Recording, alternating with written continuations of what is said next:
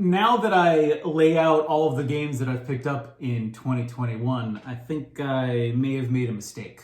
I'm your man out of Japan, Jake Contra, and I haven't done a pickup video this year, so I figured why not knock one or two out of all of the games that I've either bought myself or received in the year 2021. The year when people said that collecting retro games is dead because of the post-corona inflation on GameCube games, on N64 games.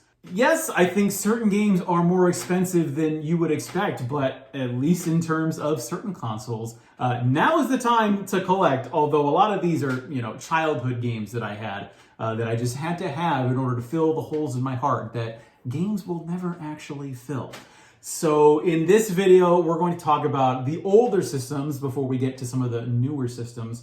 So let's start out with, why don't we start out with perhaps some of the earliest games. I picked up, this is great, I love the cover on this, Timothy Dalton as James Bond in James Bond 007, The Duel. This is a game for the Sega Genesis. I picked it up because I really want a complete set of all James Bond games that were released for home consoles. Just love that face. Just love that face. 2021 was also, or was it 2020? That was the year of Mortal Kombat.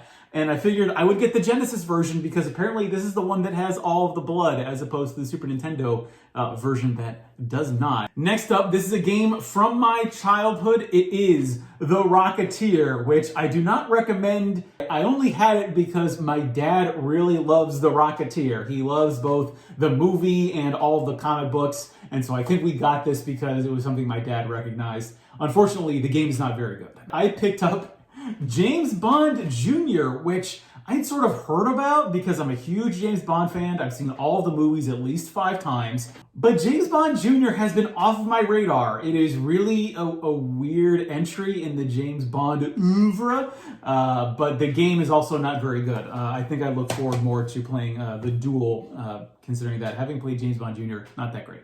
Remember when Shaq was the biggest multimedia property in the 1990s? He wasn't just in movies, he was also in video games. Here's Shaq Fu, a fighting game, a 2D fighting game based entirely around Shaq.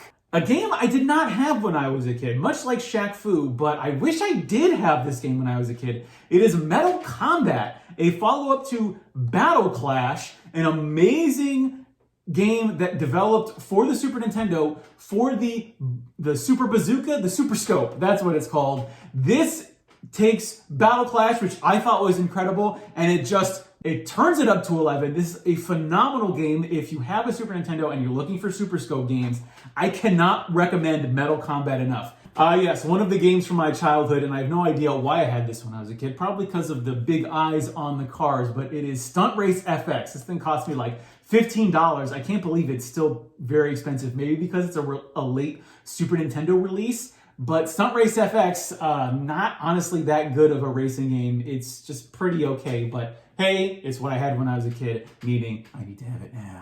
A game that I would say is the epitome of a Saturday game. It is Mighty Morphin Power Rangers for the Super Nintendo, a very fun beat 'em up, but you can pretty much beat this in like a couple of hours. I am also collecting Star Wars games, and especially 90s Star Wars games, because I think my fandom kind of falls off once the prequels start releasing games, although we'll talk about some prequel games in here.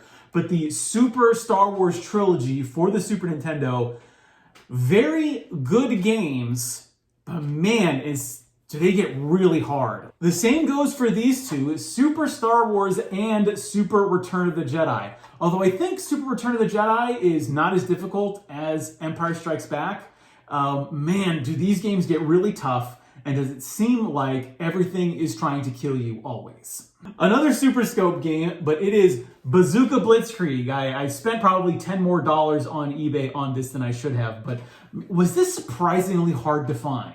There are some weird Super Nintendo games that are out there that you just don't even see on eBay. I was looking for Bazooka Blitzkrieg for like a month before I was able to snag this in an auction. And here it is. We've got Mortal Kombat 3 Ultimate, of course. I rented this game a lot when I was a kid because I liked having access to all of the characters. And we also have alongside that Mortal Kombat 2, probably when the franchise actually came into its own. And that, often happens. The second game is often when they figure out how the game is actually supposed to work. But I would say Mortal Kombat 3 Ultimate, this is probably the best Mortal Kombat game because all the characters have the best costumes. It's got the greatest selection. Man, it's really, I'd say if I had to choose my favorite Mortal Kombat game, it's probably going to be 3 Ultimate. This is Super Mario All-Stars, a childhood favorite of mine. I didn't even realize when I was a kid that Mario had come out on earlier systems because I was just playing all of the remakes that had come out as a part of this package. Surprisingly, still kind of expensive considering that you can play All-Stars in a variety of different ways and you can even play the originals of these games in a number of different ways on the Switch. 2 more items for the Super Nintendo, one which I featured in a video of its own. But before we get to that, we have the Super Game Boy. They packed a Game Boy into what is essentially a Super Nintendo cartridge, an engineering electrical feat that I don't think has really been matched since.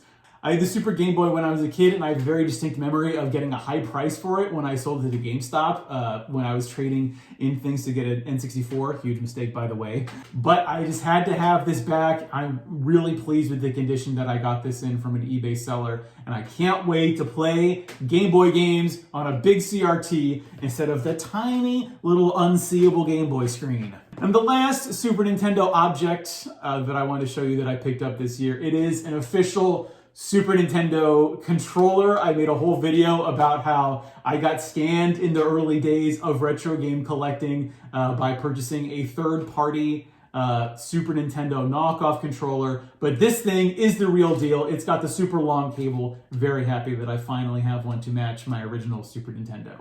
The actual last, and certainly not least, Super Nintendo item that I want to show you, I received from friend of the channel, Sean. It is Star Trek The Next Generation Futures Past.